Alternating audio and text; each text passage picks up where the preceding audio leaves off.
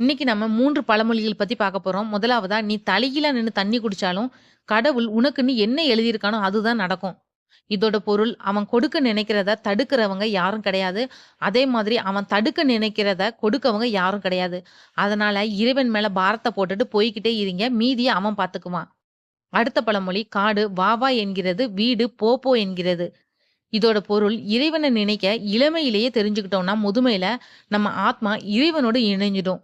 இறைவன உணர, மனசுல கொண்டு வர இறை சூத்திரம் தெரிஞ்சுக்கணும். வாழ்க்கையோட முடிவுல சிந்திச்சு பயன் கிடையாது.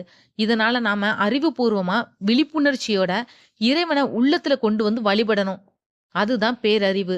3வது பழமொழி, "இஞ்சி தின்ற குரங்கு போல."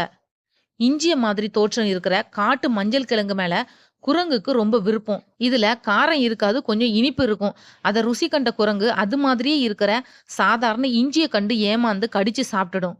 அப்போ ஏற்படுற அதோட முக பாவத்தையும், கோபத்தையும் குறிக்கிறது தான் இந்த பழமொழி. இன்னும் பழங்கால பழமொழியோட அர்த்தத்த பத்தி தெரிஞ்சுக்க மறக்காம சேனல சப்ஸ்கிரைப் பண்ணுங்க.